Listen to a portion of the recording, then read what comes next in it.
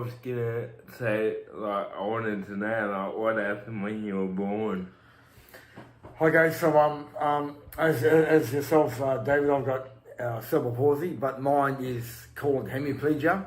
So my right arm and leg is affected. You're Only the right yes, side. only right side. Right, Yeah. So my left side's the good side. I was born normal. When I say normal, I mean I was born able-bodied. I don't reckon you're fucking normal. Complications during birth, the cord grabbed on my neck, and I got started oxygen for a couple of seconds, and then that caused cerebral palsy. Is that so you couldn't breathe for a couple of seconds? Oh, presuming, yeah, that's what happened. You know how long it was? I was only a couple of seconds old. Because, I couldn't breathe for 10 minutes. Yeah, okay, well, I did. So I was gonna say fucking...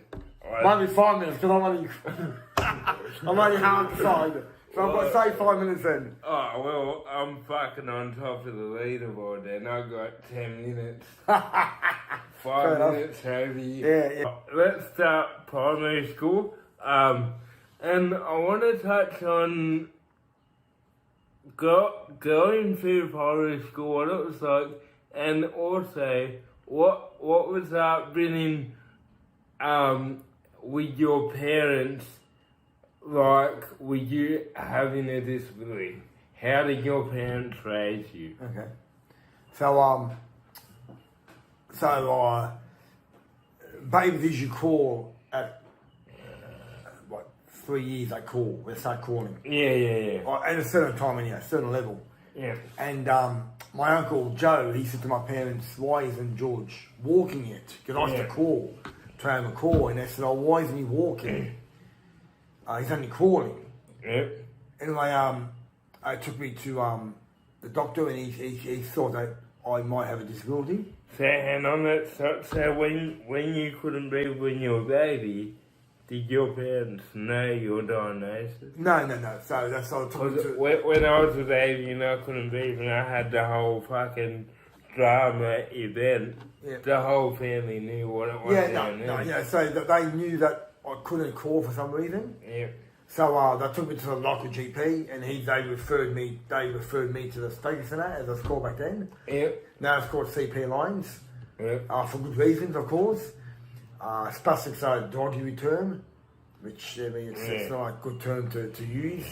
Anyway, so spastic is like, people at school they used to go, "Oh, you're spastic." Yeah. But really, spastic is like the tightness in your muscles when they lock up and all that. So it makes sense, yeah. So why they really try to get as David said, when you call it spastic, but we are, and that's our term for being cerebral palsy. Yeah. But anyway, so they changed the term, so it's good. So anyway, long story short, they took me to the GP. No, to the GP, and then he referred me to. He said that I might have cerebral palsy. Yeah. So he referred me there at Lambie Heights. Lambie Heights. And we used to live in Manly at the time, so it was at Smithfield. Yeah, Lambie Heights. So that was a fair height because my parents never drove.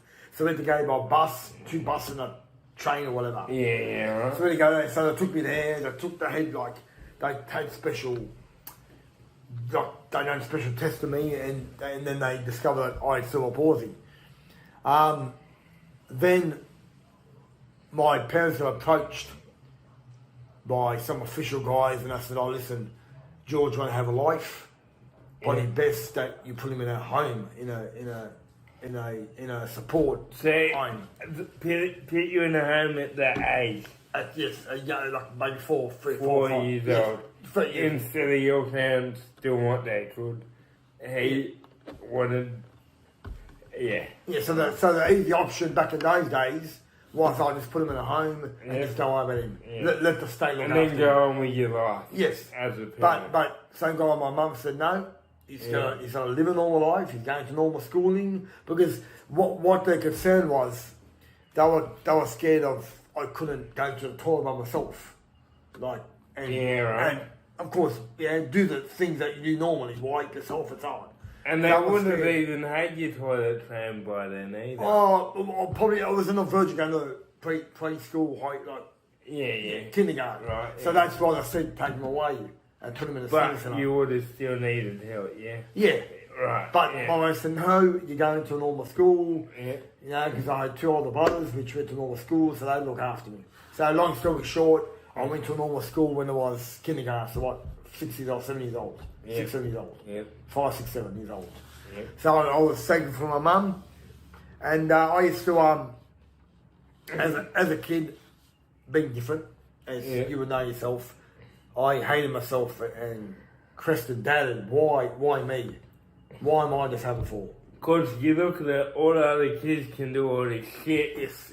and you're a bit behind. Yes, both academics and yes. Yeah. So I said to my mum, why me? Yeah. Why me?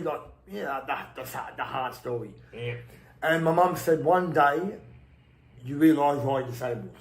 Yeah. And long story short, I'm visiting my country. Yeah. I run my own charity now. Yeah. That type of stuff. So, yeah. Alright, so going back to that, so your mum, and how did your mum and dad raise you as a kid? Hard. They gave you discipline. And they pushed you to do stuff. No. They were loving, and are still loving parents today, but they're old fashioned. So they were a bit scared of me getting hurt playing sport. So that's why I don't like sport. They tried to rat you up a bit, and they were a bit safe. So I can recall one episode. My brothers were going to the local park just to muck around, kick a ball with their mates. And I wanted to go. Yeah. Because I was maybe 2 years younger than my older brother. So how old are you? Probably about 7, 8 at the time. Yeah. And I can recall, I said, Mum, I want to go. And she said, no. So I hid under my bed. I was crying. And I said, mate, I just want to be included. Yeah. Want to be included in the games. Anyway, long story short, she was like, okay, go. Go and do this. On that day, she changed her mind. Yeah, no, she did. She said, go. And I can remember that day, we were playing in the park, and I think the ball hit me. Yeah. And I started crying. And she says, when I got home, she said, I told you so, you'll get hurt. Oh, yeah. So I kind of jinxed myself. But, yeah, from... Can I just throw you there? That's kind of a hard situation, because me as a different upbringing and that, my mum and dad, they kind of said, just go for it, I was always playing with the other kids as I grew up in Brindley School. I always met the kids without disability. And I would fall downstairs and blood pissing out my head. That was a normal week for me. And I just laughed because I was that used to pain. My head was that condition. And I just wanted to pull you up because that'll be a real hard psychological situation for you to take, because for starters, it was you and your brothers. It was no adults, was it, that were going to the park? No, all their mates. So all 12-year-olds. 12-year-olds, right. So, look at the situation. So, you want to be part of everyone, just like me when I wanted to go to Brindley School. I wanted to do what my sister and all her friends are doing. And I didn't care about disability shit, right?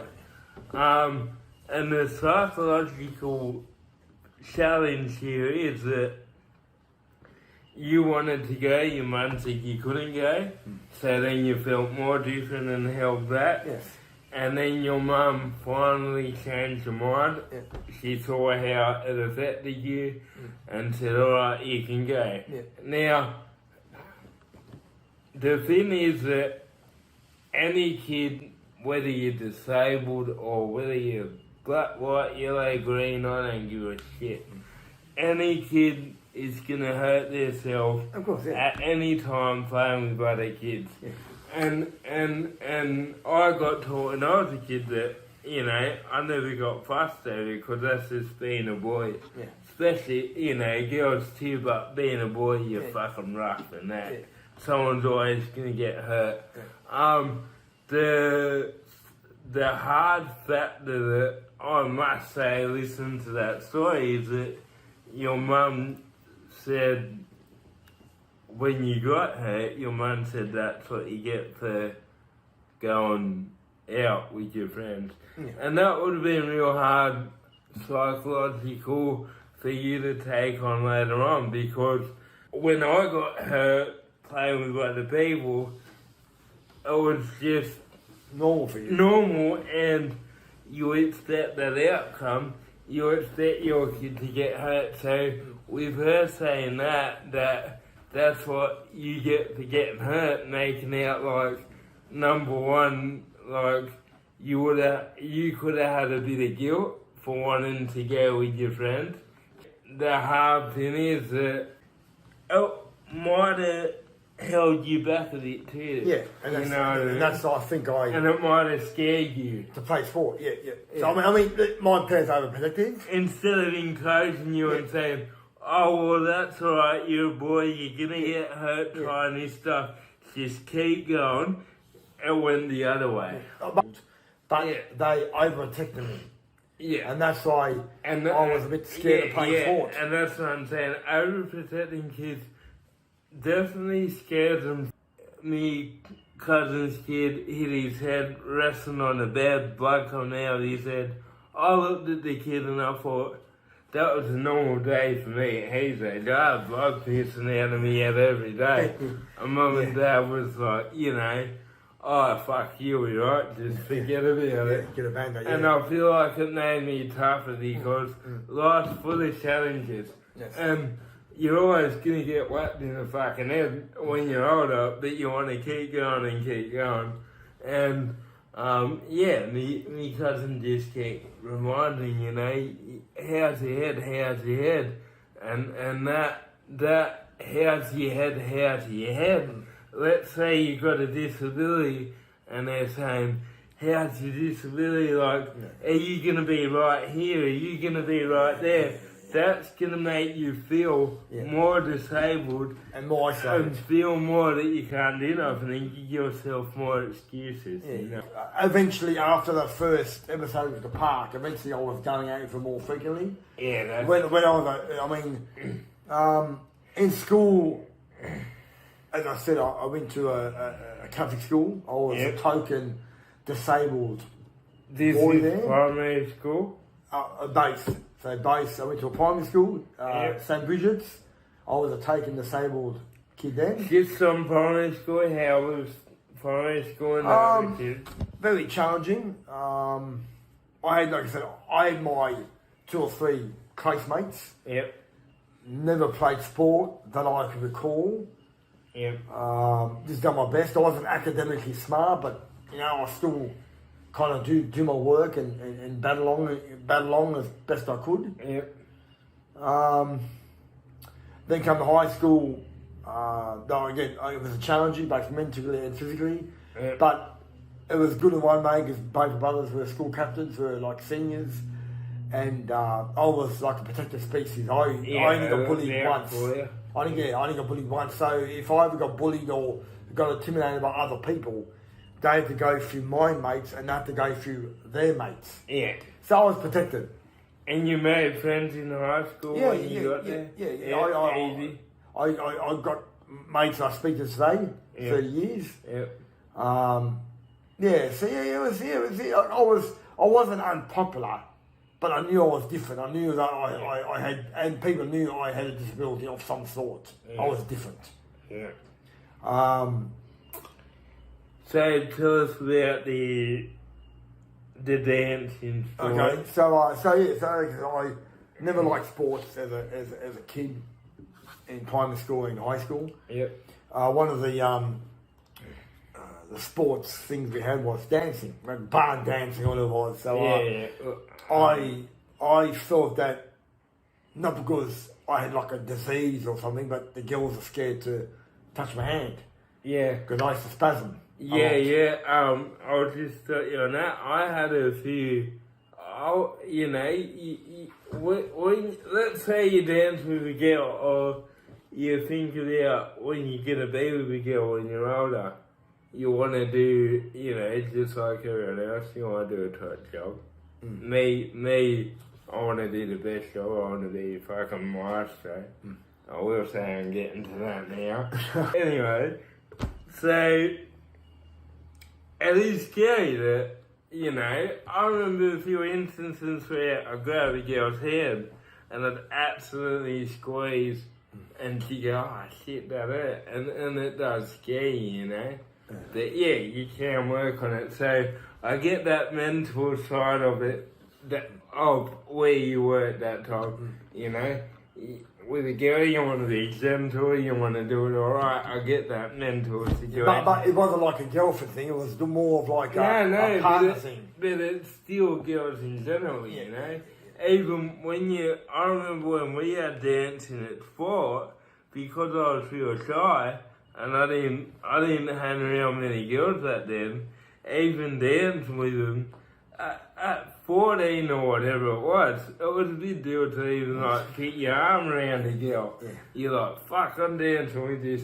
And all the hot girls that you know, so you kind of want to like, even though it's only dancing, you still worried about your making a good impression, you know? We'll get back to George and the Babes in a minute, but as a man, talking to George as a man, I understand his stress in his situation with being scared to touch a girl. Now, yeah, when you're about 12, 13, or it can run even through to your adulthood if you haven't come up with a problem solver yet, that you're always going to be physically nervous about being physical with a woman. Now that's not abnormal. You know, your hand can have spasms. You could be scared to put your hand on them because as a man, you want to be gentle, you want to, you know, do the meets real smooth, make her feel comfortable. You can even go to kiss girls and you might have a little spasm and you might headbutt them. But there are ways to get out of that. Now, I've found that meditation is real good because meditation clears your head if you do it properly. So, say you're putting your hand on a girl or you're going to kiss a girl, if you can learn to clear your head and just focus on the movement and the touch and the feel and just be in the moment and do everything very slowly, don't get overexcited and rushed because that's when the spasms are going to happen. You do it slowly and just be in the moment and take your time. Now let me tell you a little story about when I played drums. I had this drum teacher, Katrina. She was like just fucking all brains. She was cluey. And when I started playing drums, I'm fucking going real quick, getting excited, and my body's spasming everywhere. And obviously when you spasm, you're not hitting them right, and it sounds shitty. You know, you're not getting the right sound, your body's going everywhere, you're knocking cymbals over, you're like a fucking... It's like throwing a whole drum kit into a fucking washing machine. That's what it was like at first when I was playing them. Now, that Katrina, she taught me that everything should be started slowly, and then later on you can do it to speed up. Now, let's say you got cerebral palsy, right? and you spasm when you're overthinking about doing a movement. You spasm while you're doing it because you're over concentrating and you're trying too hard. Now, let's say that you start doing these movements slowly, very slowly, and just concentrate on the feel of your movement, right? You're not going to spasm. Now, what this is doing too is retraining your muscle memory.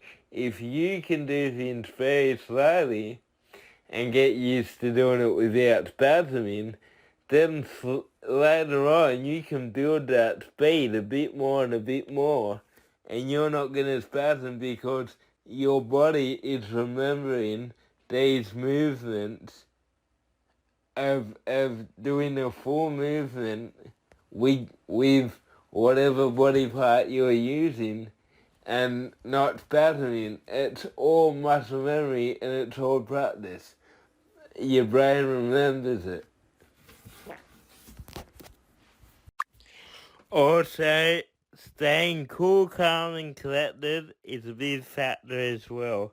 Not stressing, not rushing, just taking your time, and you should work that out. And it can work like that. Like, a body with cerebral palsy is, like, I've found the best things to get your muscles to stop twitching and spasming. Number one, work the muscles with weights. Do a lot of weights. Go to the gym. Weights get the blood flowing through the muscles and it helps them relax. It gives you way more control. So if you can do weights and meditation, now the reason, like I said, meditating clears your head. Now let's compare being with a woman to a game of football. Now yeah, it might be a different ball game, but you can go in it with the same mental capacity and it's gonna work. Now, if you go play a game of footy and you think about doing good and you don't want to fuck it up, like, say when I used to play footy, I was a kicker. Now, I used to stress about fucking the kicks up all the time. And when I stressed, my body would spasm and it wouldn't work properly. And I'd kick the ball and it'll go absolutely nowhere. It would have been the worst kick I've ever done in my life. Because my body was spasming because I was thinking about my body not spasming. Now when you focus on not doing something, you're still focusing on fucking it up. So you're gonna fuck it up. If you say, gotta hope I don't fuck up, you're letting that pressure of fucking up stay in your brain and you're gonna fuck it up and your body's gonna go everywhere. You're gonna be like with a woman and you're gonna be like Shakin' Stevens at a golf driving range. She's gonna feel like she's done 10 rounds in Cassie's clay. Now what you gotta do as going with a woman like a game of footy, don't even think about it. Even when you gotta train your brain not to think about it. Don't play the game before it happens either. Just go with the flow, go with the rhythm. You know, move with the movement and just have nothing in your head but the fun that you're having and the job you're doing and your body should relax.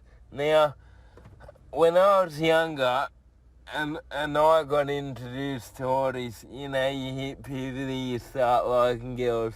Now, I always wanted to be like Patrick Swayze, not Patrick the Starfish. Now, I recommend for that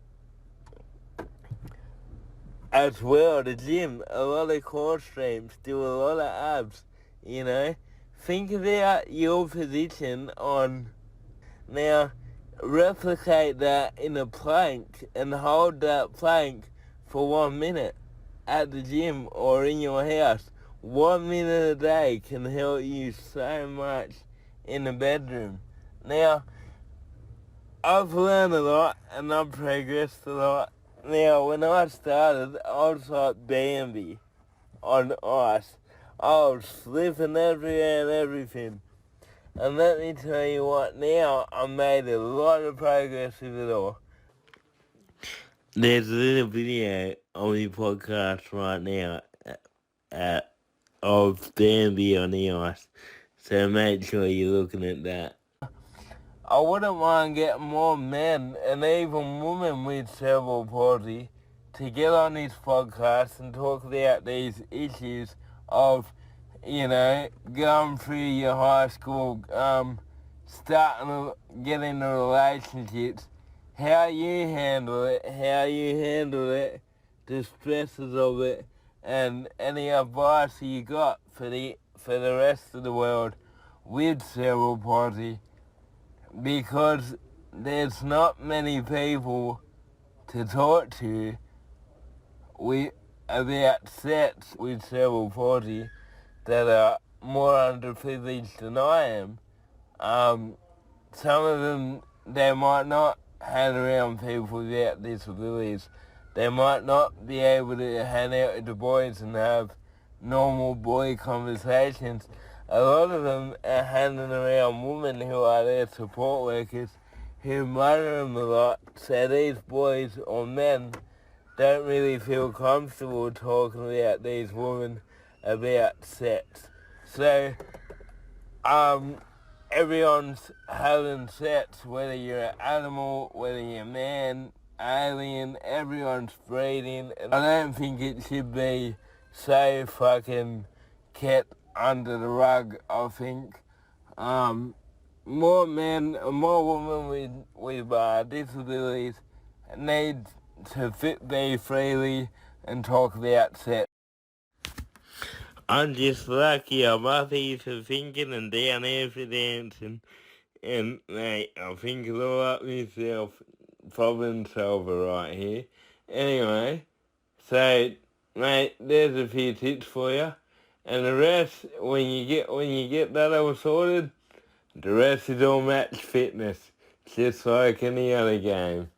So I hope you enjoyed that the Gretchen's hot tips, and hopefully we can get a podcast going and with a few people with disabilities and talk about all this stuff. Now, if you're keen on doing that, hit me up, send me a message on my YouTube channel, on my YouTube video, because I'll post this podcast as a YouTube video. Leave a comment on this video on YouTube and let me know if you want to be on the podcast. Righto, let's get back to Georgie and dance with them ladies. And remember, one thing you never need to think about or stress about is a little mate, because he'll take care of himself. He's in good hands. Alright, so yeah, going back to the dancing, lead on what happened. So then I went to my local GP and I said to him, I can't dance, I'm scared. I never said I was scared, but I said I can't dance, can you give me a letter so I can get a green card to not dance? Like a certificate. You said I couldn't dance. Yeah. So come Monday, Tuesday, when I went back to school, I presented to my teacher, Danny Hasler, and he said, no, stuff that you're dancing. So he made me dance, neither less the letter or not. So to his credit, he saw that I had the ability to fit in, to be included. Yeah. I just needed a bit of pushing. And I feel like that could be a game changer in your life, because definitely, a lot of shit I've done, I'm always scared of it, but I know that if I don't do it, you're never going to know. I'm never going to learn, and I'm never going to be good at it, and I'm always gonna die wondering. Yeah. So, and I think when you can push kids to do what they're scared of, it'll help them later on in life, because in life, when you get older, when you get into the adult world, there's always things that are gonna scare you, and you can either not face it and never progress, or you can take it on. And when you can take on that challenge, it scares you. You're always gonna progress and be more. It's gonna be effectively more mentally and physically. Yeah, I think being disabled or growing with disability, you challenge yourself more. So as I said, if you don't challenge yourself, then you never know what the outcome is. Yeah, you can sit in your room and be scared, or you can get out, really go, progress, and you could surprise yourself. And then if you fail, then you fail. Yeah. So tell us about the teacher that pushed you in this sport. Yeah, so high school was a challenge. Never disliked sport because I was never included when I was growing up in primary school and high school. My first sports mentor was a guy named Danny Hasler. Yep. Des Hasler's brother. Yep. Of course, Des played for Australia, New South Wales. Yep. Coach Manny now is coaching the Gold Coast next year. Yeah. He's my first mentor, so he got me involved. He saw something in me to say that I can be included. Yep. In a sporting team. So he made me the water boy of the school's football rugby league team, which played at that stage called the Commonwealth Bank Cup. So we played other schools, and then you progress in the finals and that type of stuff. Yeah. So he made me part of the team, part of the squad. Yeah. Not as a player, but as an official. Yeah. So that was my first insight into sports, and I think that put me in good stead to play sports in the future and to represent my country and my state moving forward. I run a charity called Heroes with Ability with my business partner Marco Quintano. And we go into support units in schools, teaching them sports and putting them in competition. And we also look after the adult clients, the disabled clients, over forward.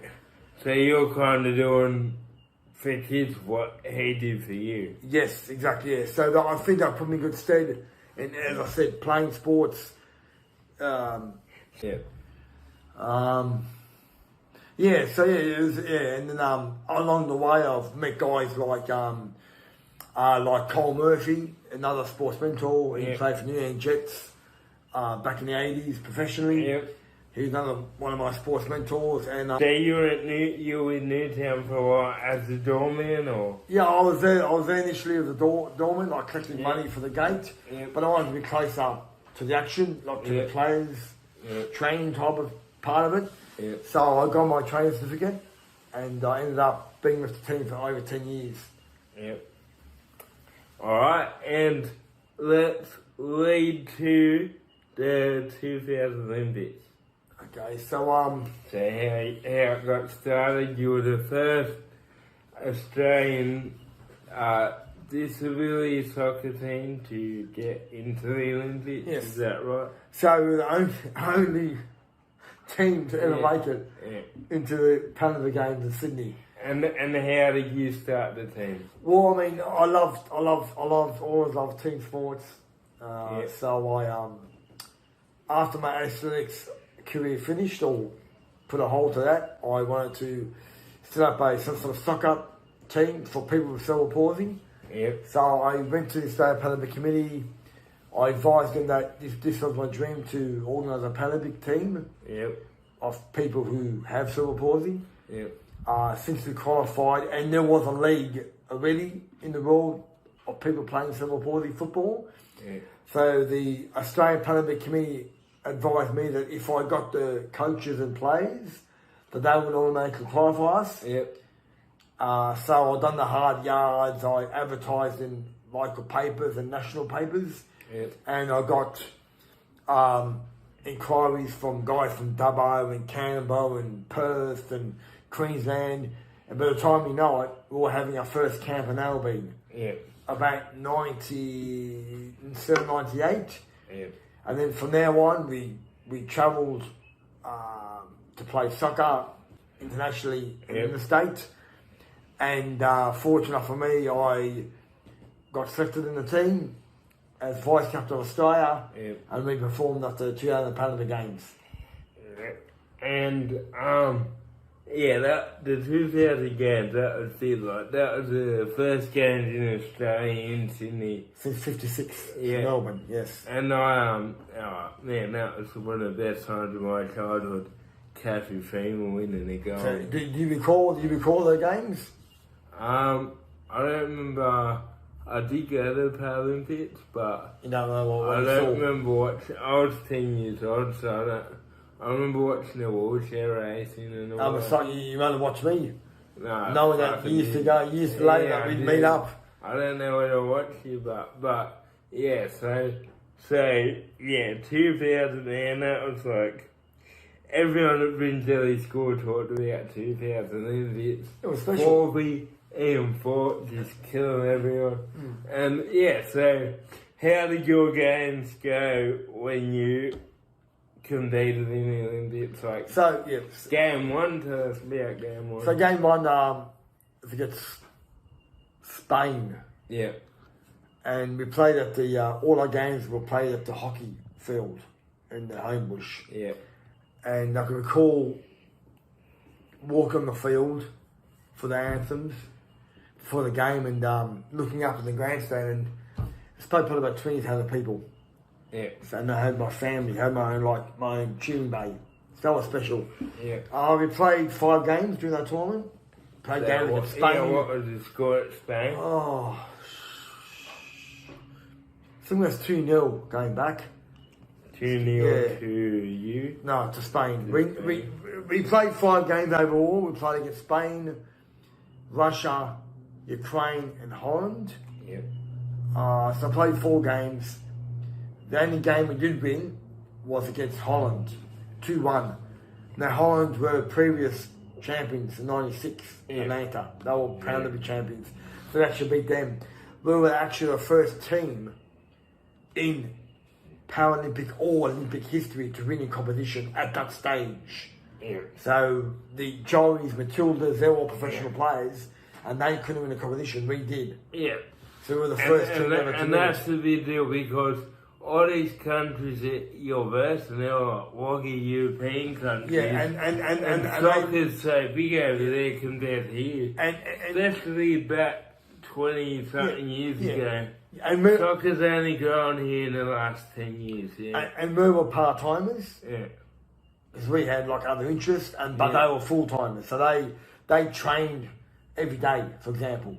Yeah. So we were part timers. So to get to that stage, to not only represent your country at a home Olympics, we actually won our first game. So that was quite special too. And it was the 2 weeks that I stayed in the village.